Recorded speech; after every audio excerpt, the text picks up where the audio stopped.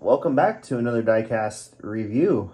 I know I am forgetting something, but a very special ahoy to the new viewers, ahoy to the old viewers, ahoy to Steve, who helped me carry this boatload of diecast back to my car during the Indy 8 hour.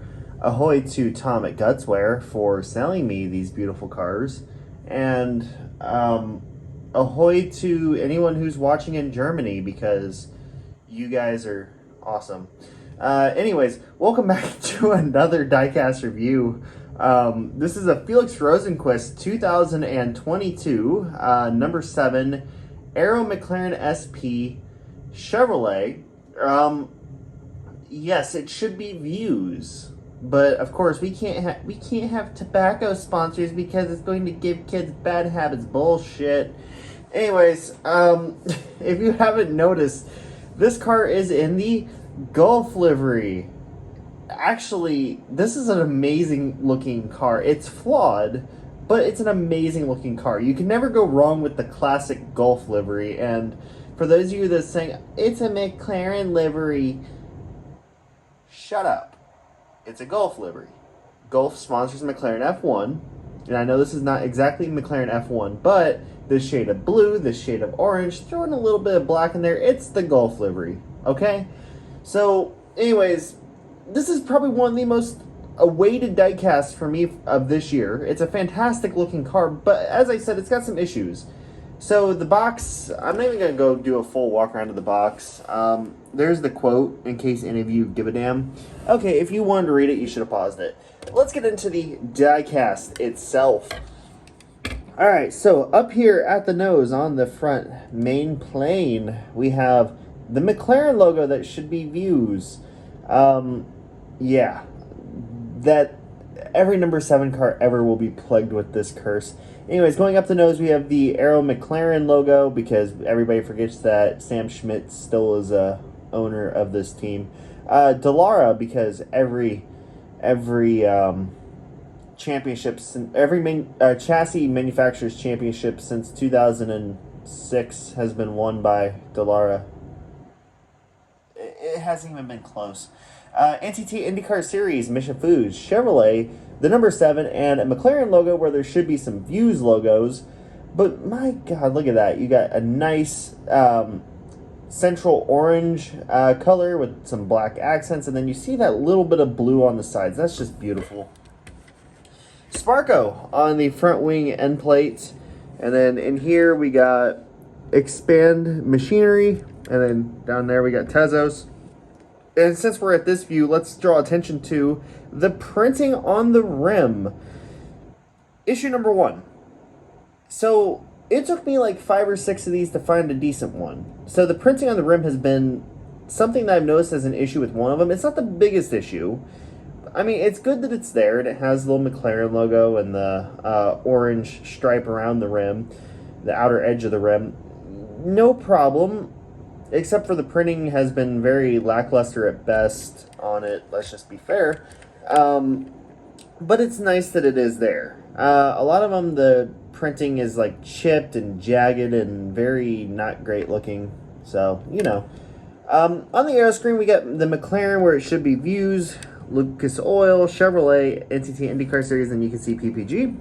On the aero screen itself, you can see this beautiful transition from the black to the orange. It's very nice to see kind of a dual-colored aero screen halo device. Man, I really did extend that out for no unnecessary reason. It does look good. It does give a nice look to the car, and I think, honestly, that was the way to go with this one. On the mirrors, just simple black mirrors with McLaren on it twice, and then you can see a little McLaren boomerang? Yeah, the McLaren logo. Views and Views should be. On top of the side pod, we have McLaren with this beautiful orange striping on it with the black accent. It looks bloody fantastic. My only issue is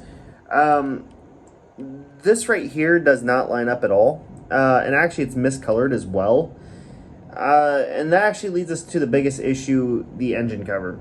As you can see, the engine cover does not share the same color as the rest of the orange on the car.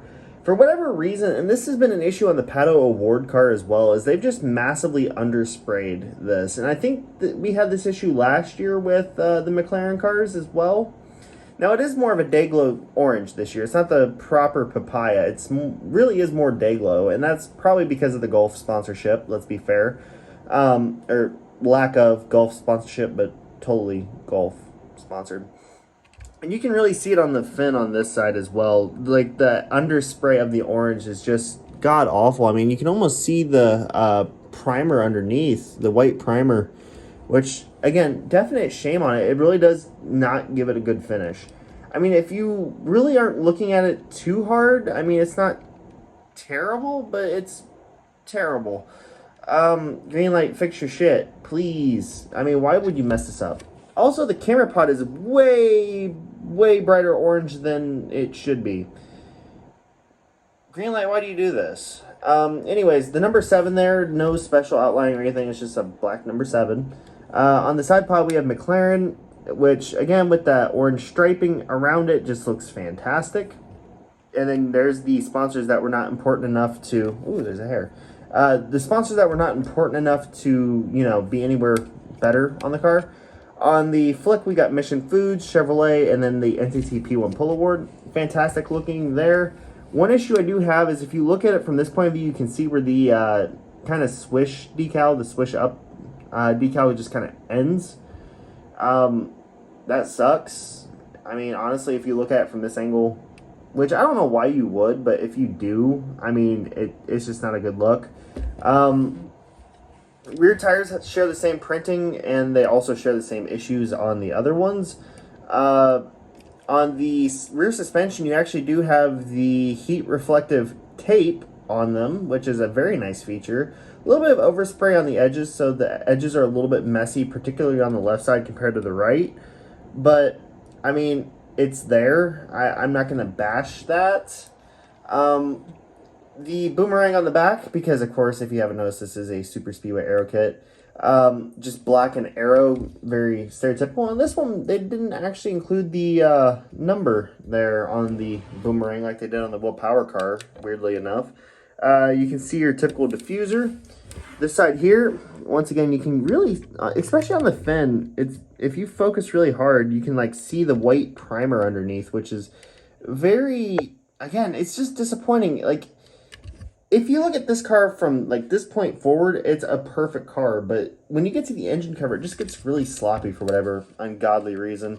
This side, with the minus of the fuel buckeye being in place, you have the little flap over it, which could look better. Virtually the same. Mine is DIN number 36, if you were curious. And yeah, let's talk about this car real quick. It's a fantastic looking livery. You know, I know, listen, I'm not trying to sound like every little, basic racing fanboy that, like, jizzes himself every time he sees a Golf livery, but it is an iconic racing livery, especially in the sports car world where I mainly stick to. There's no doubt that the colors are iconic, and I feel that this is just an absolutely amazing looking car. McLaren knocked out of the park with this one. However, the diecast itself has some quality control issues. And it's not just this one. The Pato Award car suffers from the same issues, especially on the orange part of the car. For whatever reason, they cannot do Dayglow anymore. And that's unfortunate. It sucks. Now, the part of the orange where it's actually decaled is perfect. But the part where it's actually orange paint is lackluster at best. And Greenlight, I honestly wish you would have fixed this and actually taken some time and went back and was like, this is an issue. Maybe we need to do a second coat or, done something in terms of refinement on this car. Don't tell me that you can't go back and refine stuff, because as you'll see in the upcoming David Malukas review, you actually did take the red tires off of that one when it's on the oval body. You actually went back and corrected something there. So, I don't know. Maybe the Dayglow orange is the issue here, but again, it's a fantastic livery. Now, would I buy this again? For the livery, absolutely. But Greenlight, once again, let me put it like this. If you do buy this car, look at every single one that you have available. And find the best one, because that's what I did. And luckily, Thomas at Gutswear was absolutely amazing and patient with me. I buy all of my IndyCar diecasts, with the exception of the Indy 500 winner, the figure edition, because that's an IMS exclusive. I buy all of my IndyCar diecasts from Thomas over at Gutswear. So I do recommend getting all of your stuff from him. He's at all the IndyCar races. He is at all the IMSA races. So do that, number one. But he was very patient with me in helping me try to find this car. Now, aside from the obvious fact that it's missing the Views logos, which I bitched incessantly about for years now on these cars, I think it could have been better, but I know a lot of people are going to get this car because of the livery. And I don't blame you. It's a fantastic livery, and I don't know if we will see this color scheme on an IndyCar again. Who knows? So I would get it, but be very picky is my best advice. Be very picky on which one you get. Don't just pick one up and say, I want this one. No, take your time. Look at the rims. Look at the engine cover. Look at all the little things and make sure it's actually as good as it can get in the selection. So anyways, that's it for this video, guys. Thank you so much for watching. And as always, peace ahoy out.